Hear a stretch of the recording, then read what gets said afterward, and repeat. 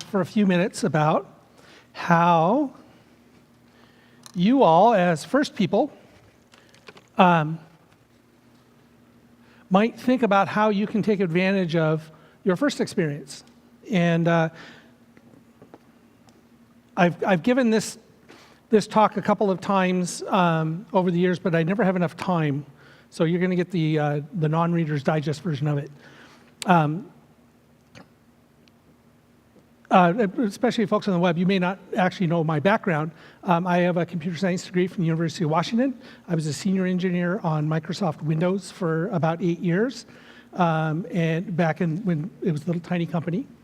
And very, very much enjoyed that. And I've been now doing FIRST for about 20 years as a full-time volunteer. And so this is the happiest thing that I could possibly imagine. I have like the world's greatest life. And I find that I am extraordinarily lucky. And the other thing I want to tell you is that I volunteer 11 months out of the year, and the 12th month out of the year I play professional poker. That becomes important in a little bit. So what does it mean when I say that I am lucky? It's a really, luck is a rather interesting thing to actually philosophize about. And it actually turns out that luck is not necessarily random chance. Random chance is involved, but it turns out that lucky people have made themselves lucky. The corollary of that is unlucky people always put themselves in situations to be unlucky, right? And that's kind of just the cold, harsh reality of the whole thing. So, and there's lots of cliches that go around this idea of luck. Luck is actually your ability to take advantage of an opportunity when it happens. Luck is your ability to take advantage of an opportunity when it happens. And that's where the random chance part comes in, because opportunity happens all the time. You're surrounded by it constantly, but you may not be actually prepared to take advantage of it. Some of the other great cliches in the world about successful people is, oh, he knew somebody, or he was in the right place at the right time, or got random chance just struck the person down or whatever. And actually that's all true, because it turns out the lucky people are very prepared people. And so being prepared and having a skill set and abilities that are desired in the world, that is a really big component of you being lucky. Because it turns out that you might have been wandering around the store the other day. There were probably 2 or 3 people, if it was a busy store, let's go to QFC or somewhere, there's probably 2 or 3 people in that store who are desperately trying to hire somebody to do X, right? And they're there. And I guarantee you, if you were to get on the microphone and say, attention shoppers, if you're trying to hire somebody, come see me at aisle 1. I'm just interested to find out what you're hiring. You're going to get a couple people walking up to that, right? And my point of that is that if you are prepared and you're able to answer a call or an opportunity that by just complete random chance happens, that's part of being lucky. Now, the one really important way to make yourself lucky is well, first of all, to learn skills like engineering or science or business or any of the other mirage of things that you can learn from the first experience. But it's also knowing the right people. And because when you know the right people, you have a network of people that if you're associated with them, you will have a much higher chance of getting lucky in terms of opportunities, right? Quite frankly, if you choose to hang out with rap stars and you're not a rapper, you're probably not going to find too much luck there. But if you're intending to be an engineer, or if you're intending to be a business person, or you're intending to be involved in intellectual pursuits, being involved in an organization like FIRST, you're setting yourself up to have those opportunities kind of show up, right? Does that make sense so far? So knowing the right people and being involved with the right people is a huge way to make yourself lucky. And it's something that's rather underappreciated in our society. We always think of you know, a lot of very sage advice is, you know, be a go-getter and do things. That's all kind of good advice, but you need to do things in the right setting, right? If you're intending to be an engineer and you know spend all of your time playing video games or at a sports park or something, you're not likely to cross paths with the right people. And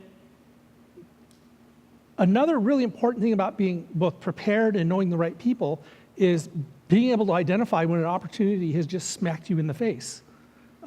Because your ear, if you're not looking for an engineering job or something like that, your ear is probably not tuned to all the opportunity that happens around you, and the conversations that you get involved with aren't going to help you out much. Remember the poker thing? So I was in Las Vegas. I went to play the World Series of Poker. It was great. Had a great time. And the cards were being dealt.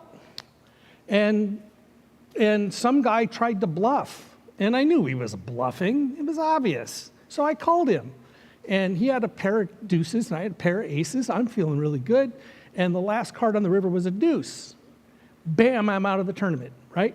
And so I am out of the tournament based on pure probabilities. Because at that point, we had both pushed all of our money in. So this is where complete random chance happened. And I got knocked out of that tournament. Sucks when it happens, by the way. Don't let everybody tell you it otherwise. So I decided to go home early. So I go to the airport.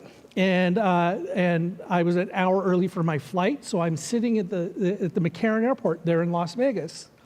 And it turns out that a shirt very similar to this was the last shirt that I had that was clean enough to wear on a plane. So I'm wearing my first shirt, and I'm sitting at a table, and I think I was reading my email or something, and this guy walked by, and he said, well, he walked up and he says, you've got a first shirt on. I'm a mentor on a first team from San Diego. And so we sat down, we started chatting with this guy. Real nice fellow. He was an engineering manager for a electronics firm there. And yeah, we're yipping and yapping about this, that, and the other thing. And about 4 or 5 minutes later, a young guy came over, and he said, oh, you've got a first shirt. I'm a first alumni from a first team. And we got to chatting, and it turns out that this guy is a electrical engineering graduate from university, and he's been looking for a job in San Diego. And it turns out that the guy that also is sitting with me is an electrical engineering manager looking to hire somebody, an electrical engineer in San Diego. And this student got himself an interview. Honestly, I have no idea whether he got the job. I don't know anything past what happened while we were sitting there at that table. But I think the incredible thing is that a complete random chance event, my getting knocked out of a poker tournament early, painfully, involved me, ended up at an airport. Somebody else, two other people identified my logo on my shirt and said, oh, that's somebody I want to talk to. That person, even though I've never met them, this first logo made me part of their social network. And so they ended up sitting down, and this guy ended up with opportunity, okay? So the entire thing was based on this guy had a valuable thing, he knew the right people, he, by complete random chance, was able to take advantage of an opportunity that came about purely because some guy who got knocked out of a poker tournament was wearing his first shirt, right? You'll find that life is full of these things, and that the other most important part about opportunity is making sure that people understand your story. And you'll find that lucky people, the ones that everything just seems to go their way all the time, about 9 out of 10 times, they are really friendly. And it turns out that really friendliness, that openness, that willingness to put themselves out there and communicate with other people is where all of this opportunity sort of happens, right? Like these two guys walking through the airport saw somebody wearing a logo and sat down to talk, right? And that's where that opportunity happened. Is that making sense so far? Okay. So luck is not random chance. Luck is your ability to take advantage of random chance. And the best, I think you guys are uniquely positioned being part of a very large community of extraordinarily smart and successful people in the first world. And it's up to you to take advantage of that. So I think that as you go off to be alumni someday, I think that one of the most important things that you can do is to make sure that people know that you were a first alumni. Now, you don't be irritating about it, right? But, hey, wear a first shirt, or at least an old team t-shirt. Get a luggage tag. I think First is selling them now. If not, they will be soon. Put a luggage tag on your backpack that just has this logo on it. It needs to be somewhere visible, right? Or maybe get a First backpack. They actually have them with the nice First logo on the back. You'll be amazed at how often you will run into somebody at an airport. They'll say, oh, my son is on First, or I'm from Team 148, or whatever. And that happens to me all the time because I travel a lot. And I have chosen, if you look at my travel backpack, it is actually a First backpack. And I get people flagging me down all the time for that sort of stuff. So, and then making sure that when you're in your social environment, again, you don't need to make this the sole focus of your life like it is mine, because this is what I do, so this is what I talk about the most. But you'll be amazed how often when you bring up, I did First Robotics, and you'll be amazed at how often somebody else in the room has either done it or is in that, and what an amazing conversation starter it is. And that is why First is going to make you extraordinarily lucky in life, as long as you remember to wear that proudly and talk about it. Did that make sense? Okay. So you're learning the right things. You're associating yourself with the right people. Now you're thinking about, how am I going to make sure that I've always got, use our brand. It's a really good brand, right? So you are part of it. Use our brand. Stick our logo on yourself. I will tell you that there is one student from Oregon who got a First tattoo on his back. It's really epic. I don't know if his mom was too impressed. It was huge, but it looks really good. I don't know if I go so far as the tattoo, but certainly think about how it is that you're going to let the world know these things. And there are other very important things that in your life that also matter. I know a lot of First students end up being Eagle Scouts or those sorts of things.